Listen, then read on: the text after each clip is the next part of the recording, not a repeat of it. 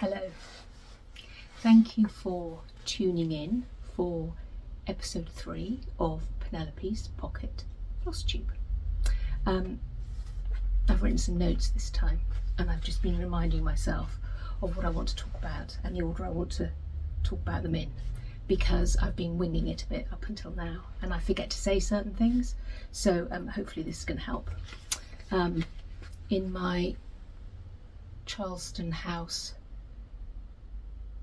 farmhouse inspired notebook from Cambridge Imprint, so very appropriate, still into all things Charleston. Okay, so the first thing I need to do is to remember to say who I am, because I forgot that last time. I'm Sarah. I am Ascanius on Instagram. That's my personal account that I've had for some years. And I'm also Penelope's Pocket on Instagram, which is my little bag making business. I live close to Heathrow, and it is eerily quiet out there today because it is Friday the 20th of March, and there was some sort of fire at somewhere around Heathrow last night, and it has resulted in a power outage which is shut Heathrow. I mean, I don't think that's ever happened in all the years that I've been living here, so it's obviously quite a major thing. And super quiet out there, not too sunny. We've had such glorious sunny weather here, but that's not great for filming. I've noticed it changes the light levels on the camera a bit, so I thought today was a good day to film, although I actually probably won't put this up until Sunday, because I need assistance in putting it out on YouTube, and my daughter will come and help me with that. And although she has shown me how to do it, she's so fast and I am a bit slow, so I will get there eventually and be completely self-sufficient, but at the moment I need help in doing those things. Right, okay, I'm going to talk a little bit bizarrely about carpets, because when my first proper job was working for an Oriental rug dealer in Knightsbridge, and I learnt a lot about carpets, rugs, and developed a taste and an eye for a nice carpet. Roll on, and working at Liberty, there is an Oriental carpet department there. And so many years ago, I bought a Keelim, carpets and rugs. I call it a carpet because of the size of it. So I bought a Keelim carpet for our flat at the time. I've actually got a Keelim here, if you're not aware what, I'm sure everybody knows what a Keelim is. A Keelim is a flat weave rug, and they tend to be really geometric, like this one. My big carpet for my flat is slightly different colourings, but has this sort of feel to it. And that carpet moved with us to our cottage, and was our living room carpet there, and also to this house where it was also in our living room here. But it was old and not really quite the right size for the room, and becoming increasingly worn. So it was quite old, and there's something about the dye that they use on the brown areas of a carpet. I think it might have iron in it or something, which over time destroys the wool. So this carpet in question had quite a lot of bare patches. It was a nightmare to hoover because it was becoming really delicate and fragile, and there's no thickness to a Keelim, and they slip and slide all over the place. I'll give you another You can see here. I use this little one as an antimacassar on a chair back because it really isn't up to being walked on, but it is a really beautiful thing. It's got some age to it. Anyway, so I replaced it and I bought another carpet, a piled carpet this time, which if you follow me on Instagram, you'll see it sometimes because I take photos in there. And this old carpet, which nobody's going to want because it's threadbare and worn and whatever, I just had this idea that I'd make it into some curtains. And I'm not completely mad about that because there's history behind using carpets as wall hangings and curtains. And in fact, just for you, I got out this William Morris book. This one dates back to 96, I think, 1996. There was an exhibition at the V&A. It must have been some sort of anniversary relevant to Morris. It's quite a big Morris exhibition. And at the same time, I did a selling exhibition at Liberty of arts and crafts furniture, and I had a few Morris pieces. And so, yeah, I've got this book. Anyway, I was flicking through this book just to show you that these are things that are sort of like in my head, because carpets are used. Can you see that one there? It's obviously down the wall and across the ceiling as decoration. And of course their thermal properties are amazing. Our kitchen is freezing. I made kitchen curtains, I should say. And this one here where they've used the Morris tapestry, really thickly woven fabrics as room dividers and things. So I had this harebrained scheme to turn this carpet into curtains for my kitchen. I have a back door with glass in it, and a window which are similar sizes. So it actually just involved cutting the carpet in half.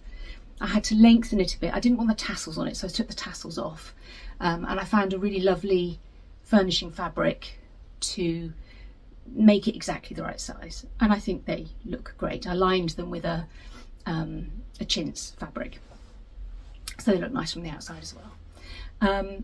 Anyway, all this to say, when you take your tailor's shears to something like that, it is quite a moment. So this carpet that had been with us for probably 30 years, I expect, I cut it in half and cut the trim off and started whizzing it through well, not whizzing it because it was quite difficult to sew, putting it through the machine and turning it into something else.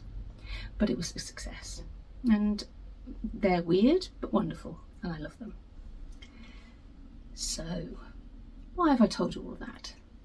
I've told you all of that because I have made, oh, what am I wearing? I have made myself this kimono jacket out of a vintage cantha quilt. I'm going to pause you actually for a second. Okay, sorry. I'd had it in mind for a while. I wanted one of these. Some stores sell them. Anyway, I came across the quilt and it just sort of happened. So I bought it, and that moment of laying my pattern pieces out on it and cutting it up made me feel very strongly that it was very similar to cutting up a carpet, because cantha quilts are from India. They are layers of old sari fabrics that are running stitched together by hand, and we're all stitchers and know that that is a phenomenal amount of work. You can see the running stitches on here. This one, actually you can see, look, they are vintage. That has a little patch there. I think there's another, yeah, there's a patch there as well, look, where somebody has repaired it in the past and just stitched over it. I noticed that on one of the sleeves, did I see on one of the sleeves there's a bit which is going a bit bold, maybe a little hole, but I mean I might either do some running stitches over it myself or do my own patch over it. So really taken with the handmade craftsmanship of these beautiful things, but still took my shears to it and cut it up. What do I want to say about it? It's thick fabric. It's perfect for this jacket for this time of year. It's quite warm. It's all cotton. I don't know how many layers are there. The sari fabric is almost like a muslin. It's very fine. They are usually reversible, so one side is one pattern and the other side is another, because it's all reusing old fabrics. This one highly patterned on this side, and on the reverse was just mainly blue. It did have some stripes of purple in it as well, but it was mainly blue. And I used paper cut patterns.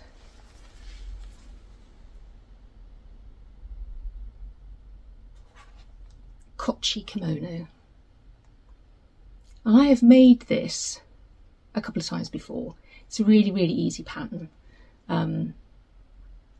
It's basically 2 fronts, a back, 2 sleeves, and it's very easy. The only difficulty that I find with each one that I have made is finishing off the seam under the arm, because you sew together the shoulder seams and then you sew on the sleeve and then you do this seam here, and that's a difficult turning point there, but it's under your arm, so I don't think it really matters too much. The ones I've made before have had patch pockets. I thought pockets were a bit much on this one because of the pattern, and ties, and I've made some ties, but I might cut those off. I'm not sure about the ties. We'll see whether I actually use them or not. If I stand up, you can get a better view. I'm going to stand over here. Sorry, it's a bit dark, but you get the idea. Yeah, pretty chuffed with that. My daughter has already told me I'm bang on trend, because she's been seeing things like this on social media. So, of course, Mummy's bang on trend, darling. Yeah, I hand edged, what do you call it, like a oversewn edge there, really because in respect of the fact that this is just such a beautiful handmade fabric, you know, I wanted to put my own little bit of handmade stuff on it, and I used 2 coloured threads. I used that peachy colour, and I also used, I'm not going to be able to find it now, a green. So yeah, on that seam there you can see I used a green to oversew there. So I did my own bit of hand stitching on it as well, to continue with that feeling of a handmade garment. I bent my needle actually. It's really dense. I'm not going to say thick, because it's not that thick actually, but at times it was so difficult to get the needle through to do that oversewing. And I actually bent the needle. So yeah, really pleased with that. I think I might take it off actually, because underneath I'm wearing a ranunculus top, because as I've said before, I really love this pattern. I knit them a lot in lots of different colours, and this is an orangey one, and it just looks great underneath there, I think. So there we go, that's what I'm wearing. What am I drinking? Today is really boring. I'm just drinking water. I really fancied a can of Coke, but I think that would result in me hiccuping, so I didn't think that was very good. This is a really pretty little glass. I went through a phase of picking up old turn of the century glasses from charity shops. Super fine, little bit of machine engraving on there. And my thing was never to pay more than £1 for them. Well, that's gone out the window now because they certainly cost more than £1 now. But my family are a little bit clumsy sometimes and lots of things get broken. So, yeah, £1 a glass, and I don't worry too much.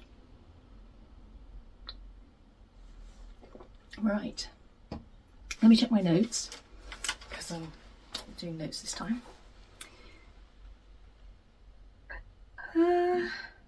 What's in the bag?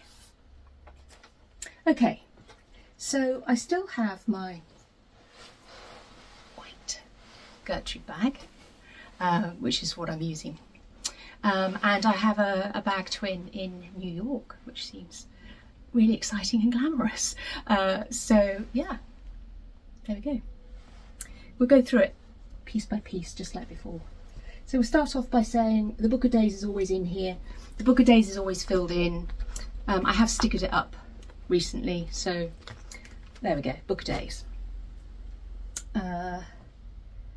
My birthday starter's in here, my Martha Pudsey. I haven't started it because it's not a birthday, but I might do actually. I'm not going to hold myself to waiting till my birthday. If I really feel like I want to start it, I might start it. What else is in here? Oh, I'm so sorry. Paisley is still in here, still untouched. I think the Paisley moment has gone because the weather's changed. Anyway, she's still in there as a reminder that all I need to do is just fill in that. Yeah, we all do that, don't we? What else is in here? Oh, I have kitted up this design that I showed on the first Flosstube. I didn't have many of the called for threads, and so I've picked out my own, basically based on the chart. I had that lovely piece of fabric that my friend sent me as well. So, and that's quite good fun actually, isn't it, doing that?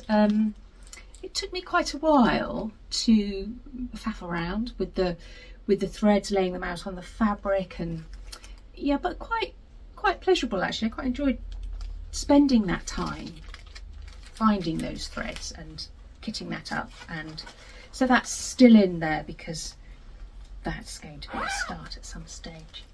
What else have we got in there? Oh. Right, I picked this up again recently. I've been working on this for a long time. Most of my projects are quite long term. This is a bag that I made a while ago. It's Highland cattle, capercaillie, stag. What else is on there? Oh, a pheasant. There's a pheasant on there as well. Very Scottish, because inside here is a Scottish sampler.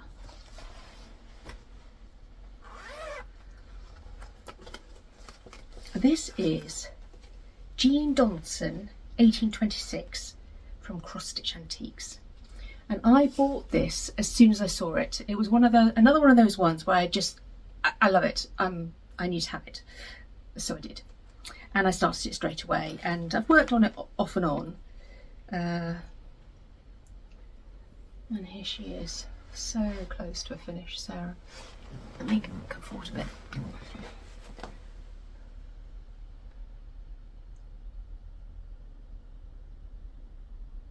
So I'm stitching this on a piece of 40 count Dead Sea scroll. See if I can get it all in. From Seraphim Fabrics, isn't it? Love, love, love this fabric.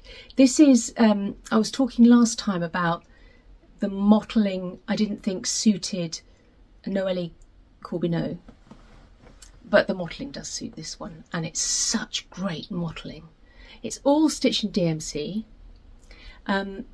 She's an interesting one because I don't know how old she was, I can't remember, but there's a lot of strange colour choices and really odd mistakes, and things that have been left off where you just got the impression that actually I don't think she really liked cross stitching that much, and she just didn't want to finish it or didn't want to do it. So the border is actually finished, although you can see that there are some of those motifs are actually missing from the border. Some of them have a blue stitched top at the bottom where she was obviously enthusiastic. There's a missing one there, and some of them don't. And the inner border starts off as cross stitch at the bottom. Yeah, it's cross stitch at the bottom, and then it very soon becomes tent stitch as she goes up. I think she'd obviously just didn't want to do it. She'd had enough. And there are lots of little errors that I have stitched into it. I've also recently stitched in one of my own, but there you go. That's in keeping. It's got quite a lot of satin stitch. That's a satin stitch on the border there. The flowers there. This pale blue border here, that's satin stitch. And these, I don't even know what these are. I found, see, this is where I'm not really a proper stitcher, because I couldn't really follow the chart for these things at the bottom. I don't know whether they're darning motifs or what they are, but I basically, yeah, well, I just copied the chart, but I don't think I was doing anything properly. A few times I've thought about changing the colour of those peacocks, because they're brown. It's a strange colour brown. But actually, do you know, Jean, I'm just going to go with your choices there. So I've picked this up again in the last couple of days, and I'm not that far off of a finish. I think there's another one or two alphabets up here. Yeah, she's great. So now these are the colours. I keep I told you I've a thread storage system. I've got all my colours in DMC in floss away bags. Little pair of scissors, which are always my little scissors. And a thread keep. He's a pheasant, I think you can see him. Okay, so that's been my cross stitch project that I'm working on. Oh, I should show you the pattern.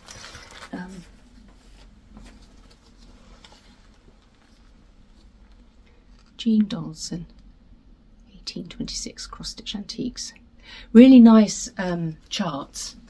I know you're not supposed to show the charts, but really clear, super clear, easy to follow. So enjoyable to stitch. That's what I've been working on. What else is in the bag? My knitting. So after I filmed last time, I did actually cast on the ranunculus out of that lovely hank of yarn that I had. I wound it up by hand. Because sometimes that's just really mindful, isn't it? I just sat on the sofa watching something on the TV, I think, with it sort of looped around my knees, and wound it up by hand. And I mean, that's the way I always wound things. Years ago, well, my husband would sit there, or that's what we did, isn't it? We didn't have Swifts or ball winders or anything like that. So that was hand wound. And I could really have finished this, but I, duck and dive between things. So this is where I am. So I cast on using the orange yarn. Actually, this is how I make them, because I use every single centimetre that I can of the yarn. So I cast on using the orange yarn, knitted the yoke, and then divided for the sleeves, did a few rows here, and then I broke the yarn, rejoined it to do the little sleevey cuff, and I cast off in the pink Shetland yarn. I had to go down a needle size there because that Shetland yarn is much thicker than this and it would have flared. So I went down a needle size for the cast off of that one there. Then I did the same on the other side, knitted the little cuff and cast off. And then I rejoined my yarn. And now this is the yarn that I have left. And I shall just keep going round and round and round and round. I'll get to a certain point and think, probably ought to start the rib now. Then I'll do the rib. Just keep going until I run out of yarn. And then I'll cast it off. I'll do one final row and cast off with the pink, as I did do for the sleeves. So yeah, that's well underway. Because I need another ranunculus. And look, it matches the bag as well. I love it when that happens.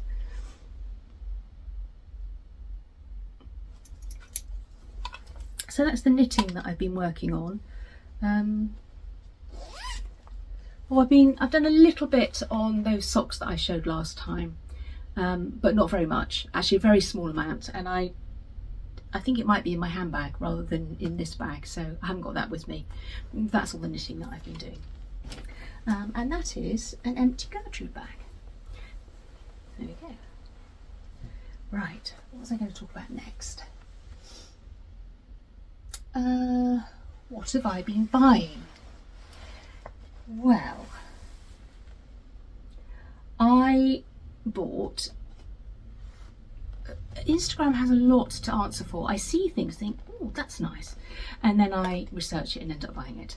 So I bought a sock yarn kit from Earth Yarns. I don't pretend to know how to say it, but somebody had made something out of this yarn and they were so perfectly striped and such lovely colours that I thought I'd give it a go. And I always knit socks for my daughters for Christmas.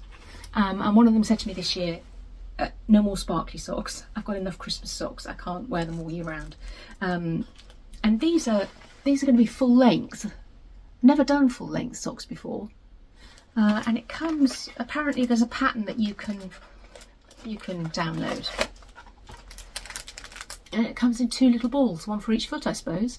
And I guess they'll match perfectly. So yeah, they'll be done at some stage before Christmas so that I can get them.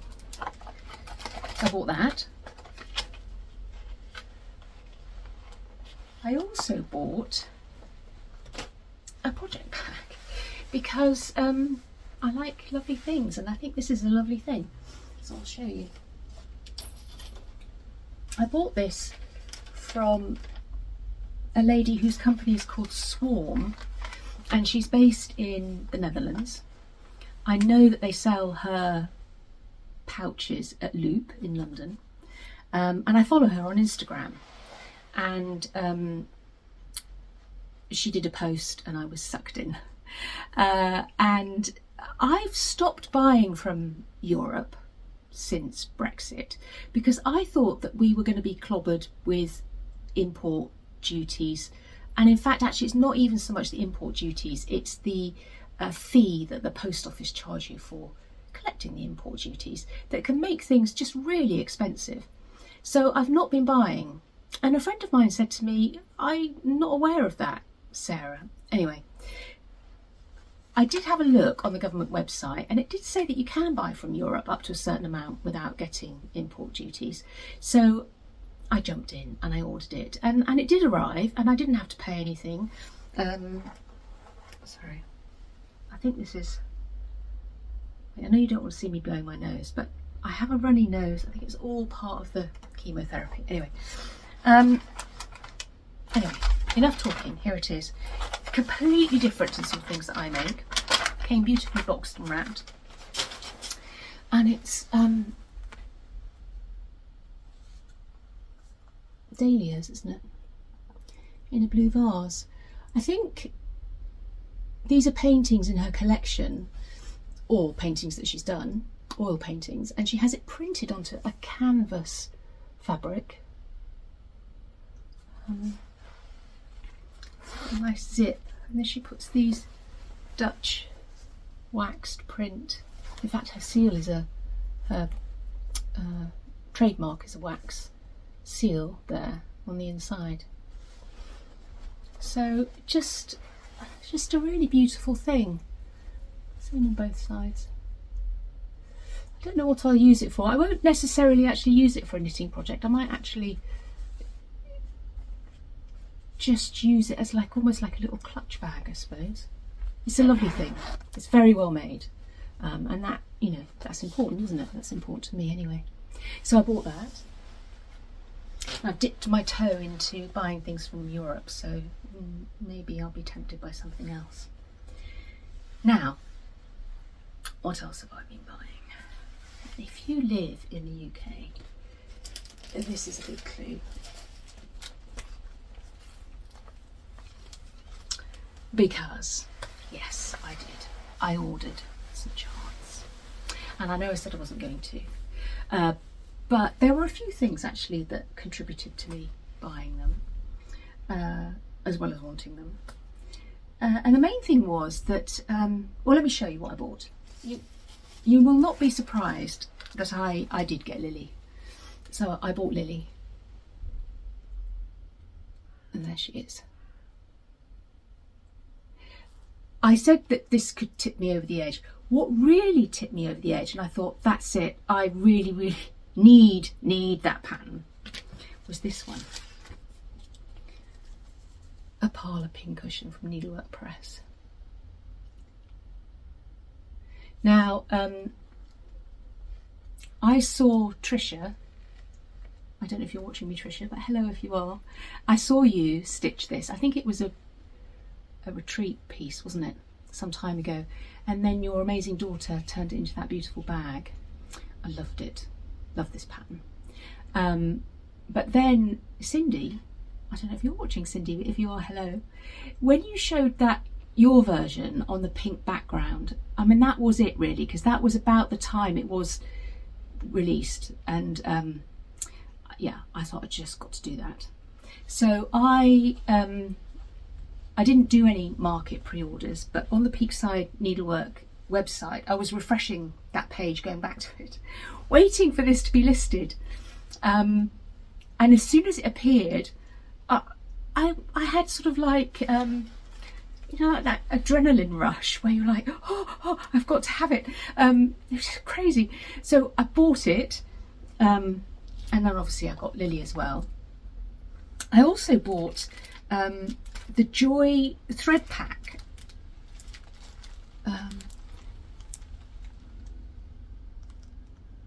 Because I've seen things like this on the website before, and they sell out, and some of them are a new limited edition, they call them, don't they? Limited edition colours, and so you miss out on. Anyway, that went in as well, and I bought quite a few of the colours that I need for the what's it called, parlour pincushion. I've been through my stash. I really love the background is stitched, and it's stitched in Caterpillar. I actually had my board, didn't I, last time? I still have my board. Stitched in this Caterpillar colour. It's just a really gorgeous brown. So I'm definitely going to do two of these. I'm going to do one with a stitched background, and I just pulled out a piece of 40 count light mocha Newcastle, because there's obviously no point using a hand dyed fabric when you're going to cover the whole piece to stitch the full coverage piece. But I'll also do one on a coloured fabric as well, which is, I think, Cindy, you used a pinky colour, looked really great. So yeah, I succumbed, and I did order some charts. So there you go. They made me very happy when they came, and it made me very excited when I was buying them. So that's what I've been buying. What's next? Oh, I have a finish. You probably realise that because it wasn't in the bag. I finished Noelle Corbineau. I didn't intend to finish her, but I really enjoyed stitching her, and so she's done. I'm going to put it on that board. A very small board. I might hold it a bit flat. Get a bit closer to the camera. So there she is. Now, my fabric is rolling like that because I stitch in hand, and the higher up the fabric I get, I roll it so that I hold it in my hand and stitch without creasing it. That's why it's all rolly at the bottom now. So I think last time I showed it, I think I'd just done this bit here, hadn't I? With those bits there, and I'd come to a good stopping place. And I'd sort of, yeah, I didn't intend to finish it, but it just flew off my needles, as they say. And there's a sort of an interesting story behind this, because in the linen was an enormous slub. Really big, the biggest one I've ever seen. I hadn't noticed it before I started it. I don't know how, because it really was big.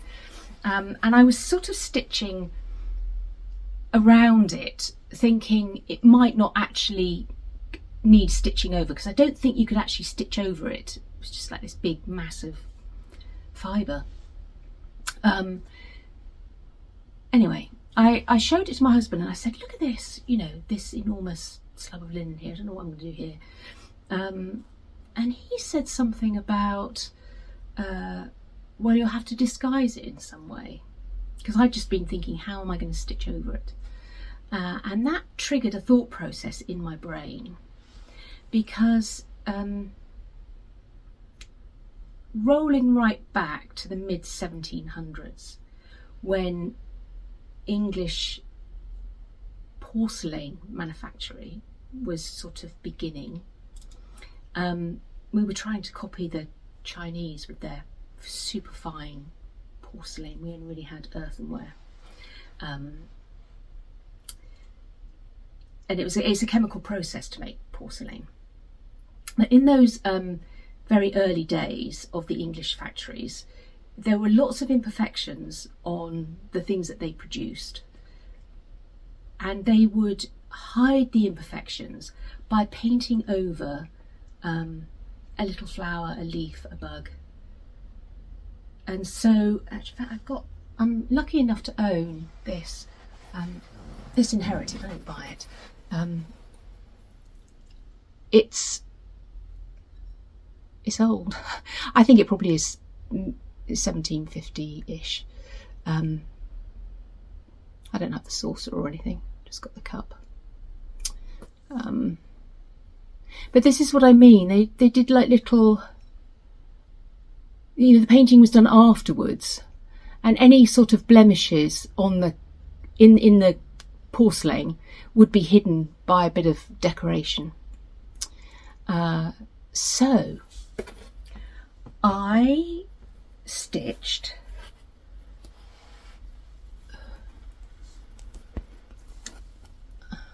can you see, where is he? I stitched a beetle.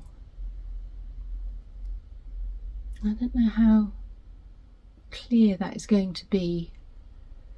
His body is the lilac silk that's in these flowers here, and I did a touch of the pink and I gave him some yellow legs.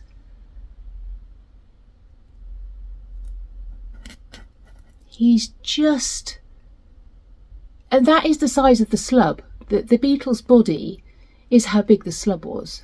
It was big, and I'm pretty chuffed with that actually, because I'm not an embroiderer. I did that freehand. I don't use a hoop. I just did it. And I think if you don't see him, but then if you were looking closely, you'd think, what's that purple bit? And then you'd look even closer and you'd think, oh, it's a little beetle. So there she is, finished. I tend to save up my framing So she'll go in a pile actually. Well, she'll be the pile. This is the only one. Because I order from a couple of online frame stores in the UK, and at least one of them, if not both of them, offer a discount if you order multiple frames at the same time. So, and I think that Jean Donaldson is going to be a finish soon, because there really isn't very much left of her to do. So I will probably order frames for both of them at the same time. So you won't see her for a while. She's just going to go into a pile somewhere, or start a pile, and next time you see her she'll be framed. But yeah, really loved it, loved stitching it, loved working with the silk, loved the fabric apart from the slub, but actually I'm really loving my beetle, so I've made it my own. Yeah. Okay, that's a finish. What else can I talk about? Where's my notebook? Oh, I've got a bag here actually. I should have shown this before.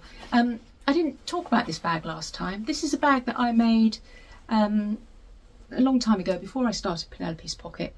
That's some Rifle Paper Company fabric, and it's lined with, all about the lining. I love the linings.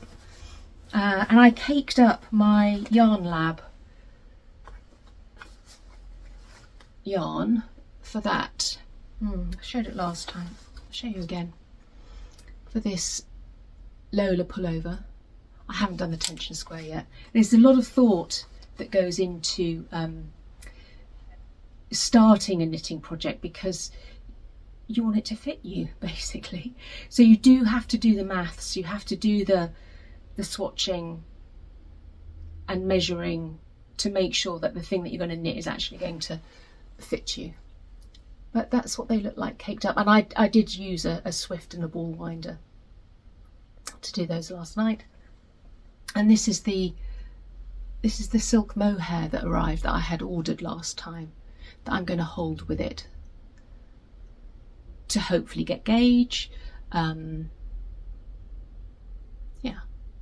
so that may well be my next, that may well be the thing that I'm knitting on when I next record. So we'll see how that goes. Somebody commented, and I do know her name because I actually wrote it down. Erin. Hello Erin, if you're watching again. She said that creating something 3D out of string and sticks was some form of wizardry. But you do have to do the maths, Erin. Otherwise, it doesn't work out. I think that's why I knit this one so often, is because I know it works.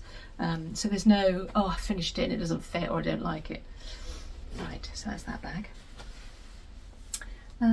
Shall we? Driving by, finish, done. New bags. Okay, so getting out my Scottish sampler, and I had some more Scottish fabric, and don't we all love matching our project bags to our project? So on the website, as this goes out, I have made Dorothy bags in this one.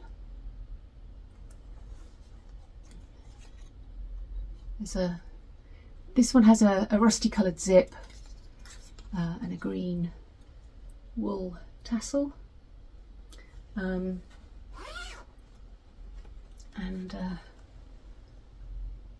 a thistle bee lining. I'm trying to think if that's, I think that probably is quite a good representation of the colour. It was difficult to photograph actually, both on Instagram and to put on the website, but I think that's showing quite true there, at least to me, that's showing quite true. And there's a really cute thread keep to go with that. What have I done with my board? Because it's a bee. So I managed to get the bee on the thread keep there. So that's the Dorothy one that's coming. And for those of you that like the vinyl fronted ones, I did the other colourway are Caroline bags. So, showing a lot of reflection there. That's the Caroline bag. Really fresh looking, this one, on the ivory coloured background. Chose a different coloured zip for that one. I do enjoy playing with colour. Yeah, I thought that zip looked really nice. And the tassel there.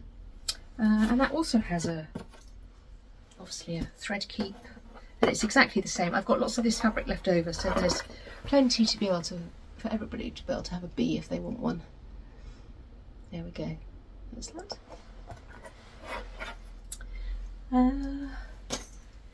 Gertrude bags. Gertrude bags have been really popular, which is delightful because you're obviously filling them up with your projects, and it's nice to think of them being used. I've sold quite a lot, and so I've made a couple more. This one is one that I've done before. As good as, I think I called it, because it's really gold. It's a rifle paper company. Look at all the gold. My goodness, I love it. Really, and the interior, all out gold. Oh, look at that. Yeah, I had some of this fabric left over, so I thought, oh, I'll just make another one of those.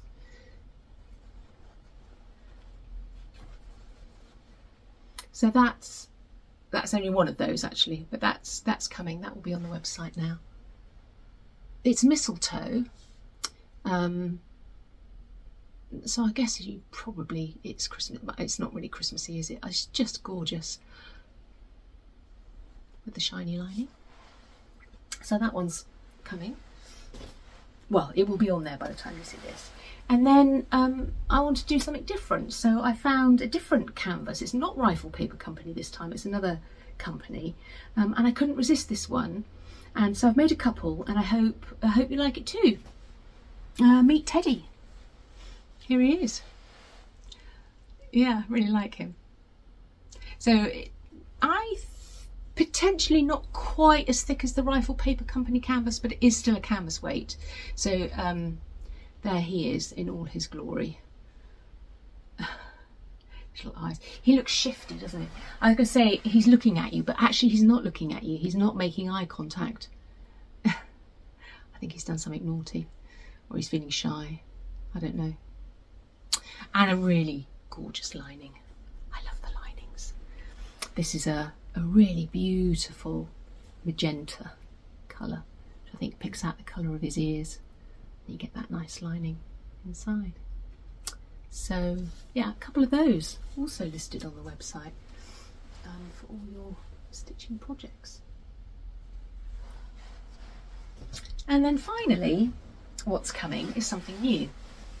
All that waffle at the beginning about cantha and cutting up a quilt and making a jacket, I had leftovers. And so these leftovers have been playing on my mind, because as I've said before, I like to use things up. And I've been contemplating more of a knitting bag for a while, and so I've got a new bag. I've called her the Isabel. And here we go. So it took me a long time to decide how to make them, because the thing with a cantha quilt is they are as beautiful on one side as they are on the other. But how do you finish them off on the inside? That was my issue. And how do you get a really neat, I quite like them being neat finish. So I toyed with all sorts of ideas as to how to make them. And in the end I decided that actually it just needs to be lined, because it gives a bit more fabric to the bag. It's a bit more fun because you've got a lining to play with, because you know I like mixing and matching my linings.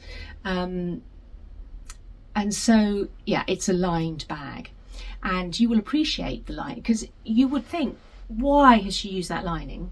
Because I have used this lining. which I think has got hints of gold on it. And you will appreciate that I've used that lining because you have seen my jacket, which is this colour on the inside. So that was the reason for me choosing this lining. So there she is. Each one of these bags will be completely unique because that is the nature of taking something that's vintage and cutting it up. They are not perfect. Well, I hope my craftsmanship is pretty good. But the quilts, they are not perfect. I've just seen this one here has a bit of a, did I see a thread there somewhere poking out? Oh, and is this one? Yeah, this one I had to piece. So you can see I've pieced it. I think it's all in the nature of reusing vintage things that it is okay to piece them. I didn't want to waste any of it. They have a gusseted bottom.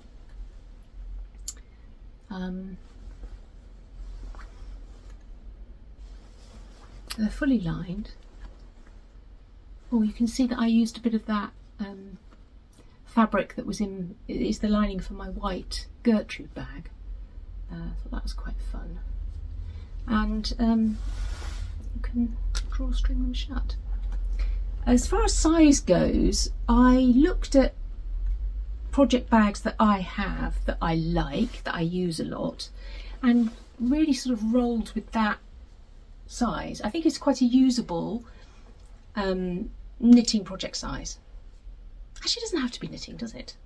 You don't have to drawstring it either. You could just fold it over and use it.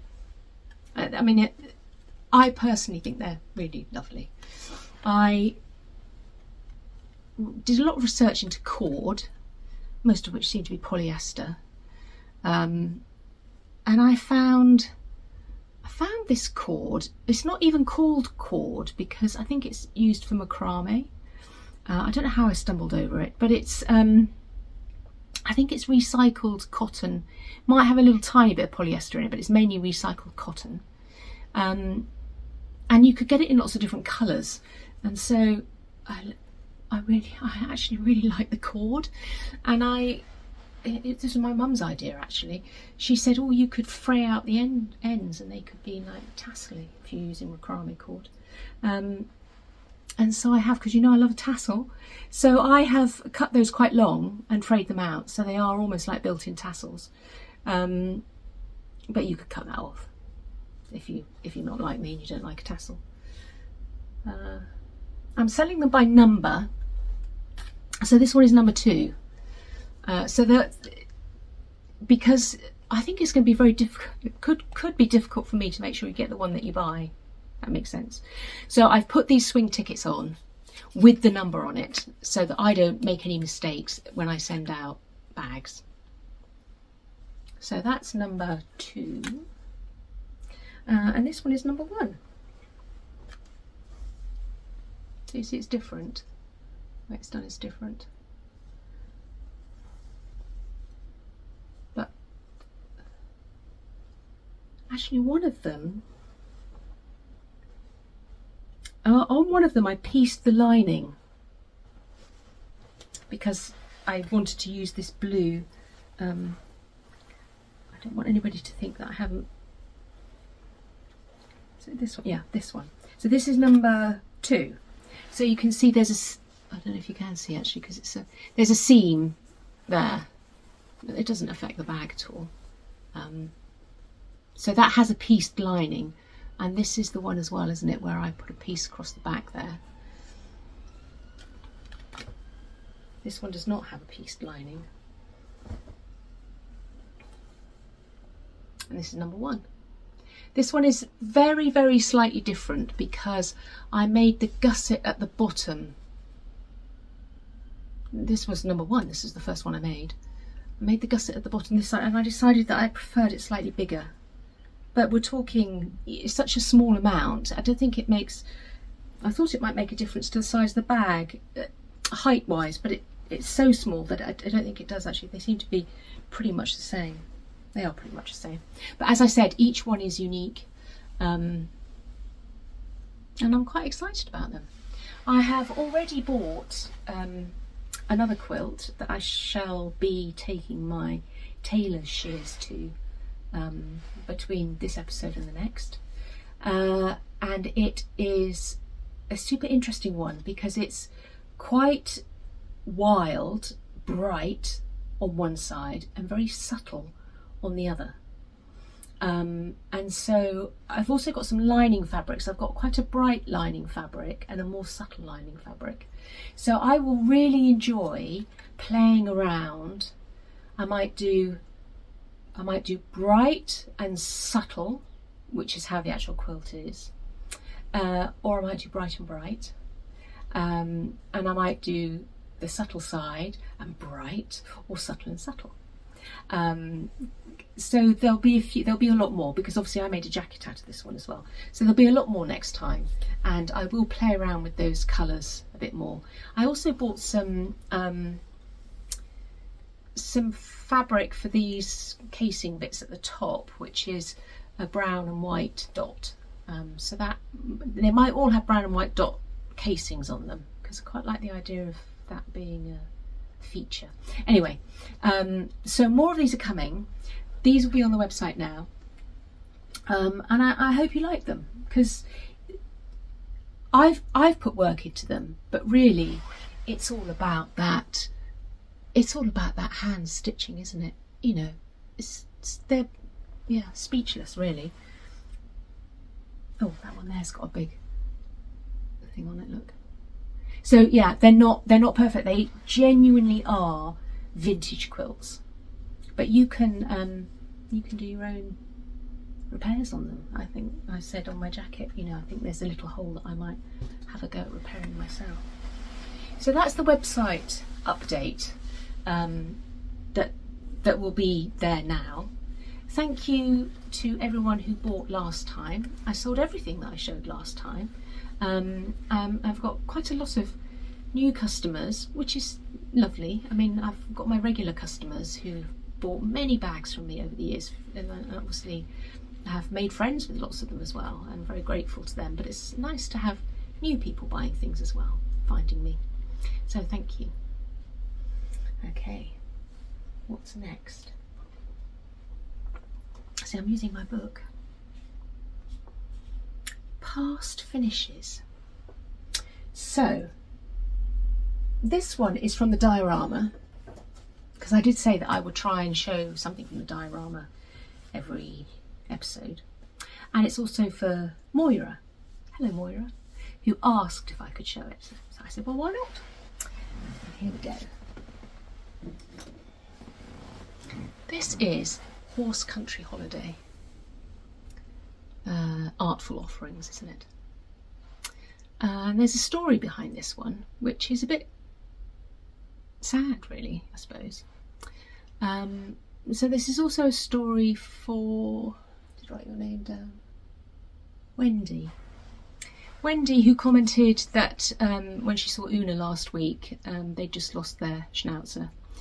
I stitched this in memory of our standard schnauzer that we lost in May of last year, and she's left a big hole in our lives because our dogs are so precious to us, aren't they? And Hermione was quite a character. Standard schnauzers are not at all like miniature schnauzers. She had a personality and a mind of her own, did our Hermione. And you're going to say, why that one? Well, towards the end of her life, she became really quite bold and cold. And she had a tartan blanket that we would put over her back, and she would end up trotting around the house with the blanket over her back. And I used to call her Horse Country because it reminded me of this chart. So it was a bit of a joke, really, and nobody else in the family got why I was saying here comes Horse Country, because she would come trotting along with her blanket over her back because she was cold. And so yeah, so I stitched it, I think the day after she died. I started it, and it gave me such solace to work on it. I chose a grey Belle Soie silk because Hermione was grey. And those colours of the blanket, I can't even remember what's in the pattern. The pattern's gone. They were the colours of her tartan blanket. Yeah. And as I was working on it and stitching it, I looked across the room and saw a piece that's framed, and this frame I ordered for the piece that I saw, and when it arrived it was damaged. I think the bottom corner was chipped, probably can't even see it. That could have been all that there was to it actually. And I remember calling them up and saying, oh, it's coming, it's got a chip in it, and they said, don't worry, we'll just send you another one. So they sent me another one, which I used to frame the other piece. And I was looking at it thinking, God, that looks like the same size as this piece I'm working on. So I came and got this out of the cupboard where I knew I'd put it, this chipped one. And she fits perfectly, doesn't she? Yeah.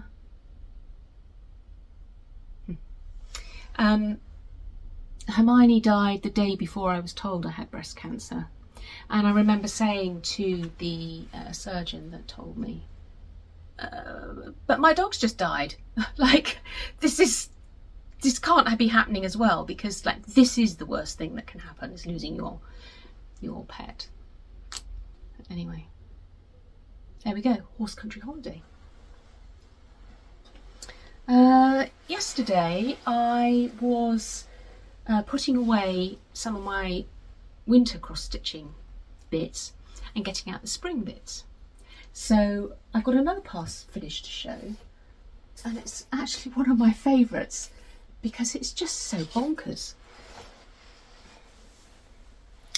This is, well, actually I don't know what it is. Is it Art is Spring by Not Forgotten Farm?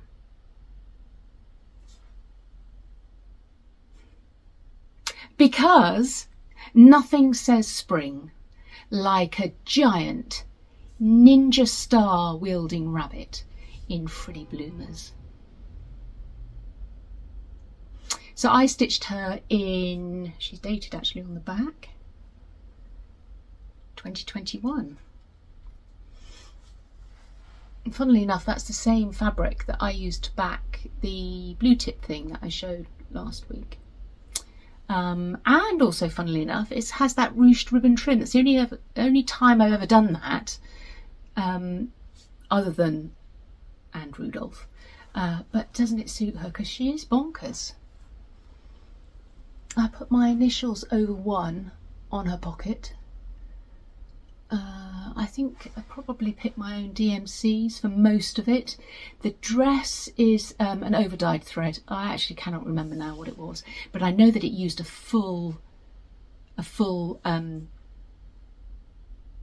what do we call them? Skein? I'm thinking of yarn now, aren't I? Anyway, it used all the thread that came on the paper hanging thingy was used in that dress. She stitched on 40 count XJU Designs fabric, and she makes me smile. She does, she makes me smile. So that's the previous finish. There we go.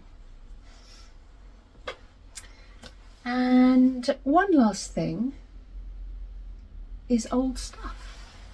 This is old stuff also from the diorama, and it's just, sit forward a bit.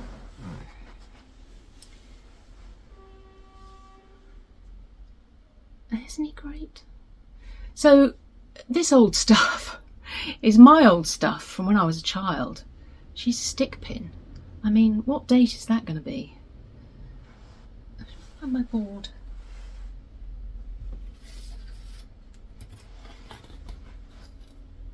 Where is she?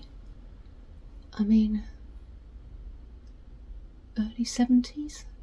No, that's for a long time anyway. I don't even know if she's got a face. If she has, look, she's got eyes. Funny the things that we keep. Don't know why she's stuck in the top of his head. Must have done that years ago. And this old stuff, will that make you see a bit better? I just think he is just fantastic. Now let's get rid of the board. It doesn't work. I feel like he's super old because he's so worn, and there's something about, I don't know, the features of him and stuff. I think he's early Victorian or late Georgian. He is old. That ribbon is obviously not original to him. I bet he had a much nicer ribbon at one stage than that one. But he's some sort of very fine velvet, and he's stuffed with sawdust, and you can see here, you know, he's showing signs of age. The sawdust is almost coming through. He sits in a cabinet actually. I don't use him. It's been quite nice to actually take him out and have a good look at him, because I bought this years ago, probably at least 25-30 years ago. I must have bought that. So yeah. Oh, there's base there as well. So that's old stuff. And he'll go back in the cabinet now with the weird 1970s doll stuck in his head. Because that's how I roll. There we go. Old stuff. Right, and that's it. I think I've covered everything in my notebook that I wanted to say. Just checking. Yeah. Off on my tangents. I feel like I don't have a lot to show because it's only 2 weeks since I last did one of these, but hopefully it's enough that you can enjoy sitting and stitching, drinking your coffee, or somebody said they were having a nice cold beer, which I really like the sound of. I can't drink alcohol at the moment. Out in their garden and unwinding and yeah, just spending time with me, and I enjoy your company even though I can't see you. Last time I even failed to link my website or my Instagram accounts to the video that I uploaded. This doesn't seem to matter because you find me anyway, but I will try and remember to do that this time. I'm not going to go down the road of adding links and all that and editing and stuff, because that just is going to just take too much of my time. And if you're a determined shopper like I am, you will find what I talk about. I won't make it too easy for you to spend your money. Is that everything that I need to say? I think it is. I think it's time to say goodbye. Again, I don't know, maybe 2 weeks, maybe 3, let's see. But thank you so much for joining me again, and goodbye.